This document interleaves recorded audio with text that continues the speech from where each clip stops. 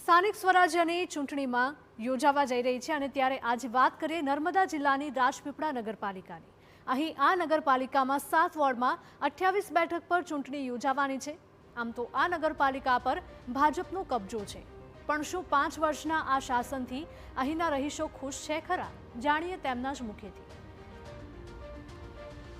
સ્થાનિક સ્વરાજની ચૂંટણીઓની જાહેરાત થઈ ગઈ છે અને જિલ્લા પંચાયત, તાલુકા પંચાયત અને નગરપાલિકાની ચૂંટણીઓ 26મી એપ્રિલના યોજાવાની છે। ત્યારે આજે રાજપીપળા શહેરના જે નાગરિકો છે એમની સાથે આપણે વાત કરીશું કે સ્થાનિક સ્વરાજની ચૂંટણીઓ બાબતે શું કહી રહ્યા છે અને આવનારી જે ચૂંટણીઓ છે તેમાં કેવા ઉમેદવાર પસંદ કરવામાં આવશે।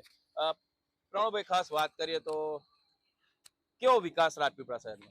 રાજપીપળા શહેરનો વિકાસ તો ઘણો થયો છે। 80% વિકાસ થયો છે, 20% બાકી છે। પરંતુ એક એવું મારે ઘટે કે અમે જે કોર્પોરેટરો પાસે ગયા છે ભૂતકાળની અંદર, પહેલા કોર્પોરેટરો સાંભળતા નહોતા, પણ અત્યારના કોર્પોરેટરો ઘણું બધું આપણી રજૂઆત સાંભળીને એનો અમલ કરી રહ્યા છે।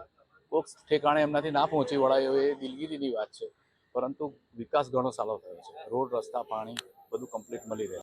વિકાસ તો ખૂબ સારી ગ્રાન્ટ આવે છે ને કામ બી થઈ રહ્યું છે, પણ કામ એવું થાય છે કે વારંવાર કરવું પડે છે। રસ્તાઓ છે તો થાય છે ને દર વર્ષે તૂટે છે, તો આ સમજ નથી પડતી કે આવું વારંવાર કેમ થાય છે।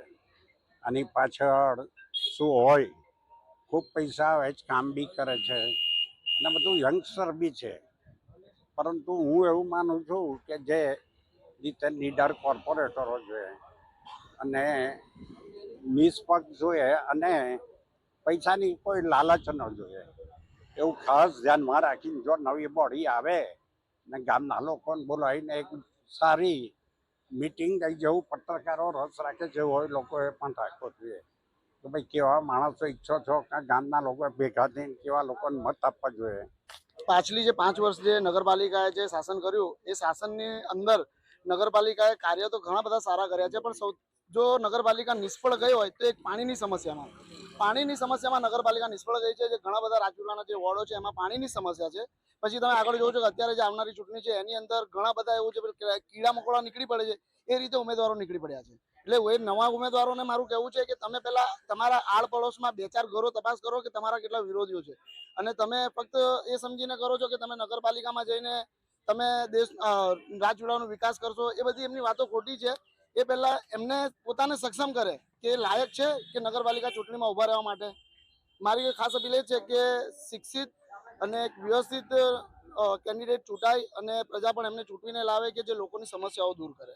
મચ્છીમાર છું અને અમે ધંધો કરું, વેપાર કરું છું, અને તે મચ્છી માર્કેટમાં ગંદકી થાય છે। નવી માર્કેટ બનાવે છતાં કોઈ પાણી ભરાઈ જાય ચોમાસામાં, ગ્રાહકો આવવા માટે બી રાજી નથી, ધ્યાન આપતા નથી નગરપાલિકા। કહેવા જાય તો કે ડાયરેક્ટ ગાંધીનગરથી આવશે ત્યારે બધું થશે।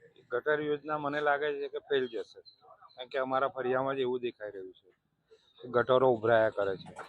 જે જૂની ગટરો હતી તે બંધ કરી દીધી, હવે પાણી ક્યાં જાય? રસ્તા પર જ આવે। વધતા પાણીનો પ્રશ્ન છે અમારા ફળિયામાં। જે કોર્પોરેટરોને ફોન કરીએ તો કોઈ કોર્પોરેટર આવવા રાજી નથી। એમના સગાવાલાઓને કનેક્શનો અપાઈ દીધા વધારે, એટલે બીજા બધાને પાણી આવી ન શકે, અને દરેક ઘરોમાં મોટરો ચાલે છે પાણી। તો આ બધું બંધ થવું જોઈએ અને જે કરપ્ટેડ લોકો છે એ લોકો તો આવવા જ ના જોઈએ। પાછળ જે ચૂંટાયેલા સભ્યો હતા એ મિસ્ટર ઇન્ડિયા જેવા હતા, એ 5 વર્ષ પછી જ દેખાયા છે। એટલે મારે કહેવું એવું છે કે એ લોકો જે તમે જ્યારે વોટ માંગવા માટે આવ્યા હતા અને જે ઘણી બધી સ્કીમો લઈને આવ્યા હતા, એ સ્કીમો અત્યારે બી બધા જે કેન્ડિડેટ ઉભા રહેવાના છે બધા જ કહે છે, પણ એ લોકો મિસ્ટર ઇન્ડિયા જેવા થઈ જશે ચૂંટાયા પછી। એટલે અપેક્ષા એટલી છે કે તમે લોકોના હિતમાં કામ કરો, પ્રજાના જે પ્રશ્નો છે એ પ્રશ્નોને આવકાર આપો, પ્રજાને આવકાર આપો, ને એ જે પ્રોબ્લેમ છે એને સોલ્વ કરવાની તમે કોશિશ કરો, તો પ્રજા બીજી વખત તમારે વોટ માંગવાની જરૂર નહીં પડે। ચોક્કસ રાજપીપળા શહેરના લોકો છે કહી રહ્યા છે કે ગઈ વખતના જે કોર્પોરેટરો હતા એ મિસ્ટર ઇન્ડિયા બની ગયા હતા, અને આવનારા જે કોર્પોરેટરો છે એ જે લોકોની સમસ્યાનો નિકાલ લાવે તો એ ખરી રીતે રાજપીપળા શહેરનો વિકાસ કરી શકાય। વિશાલ પાઠક, TV9, નર્મદા।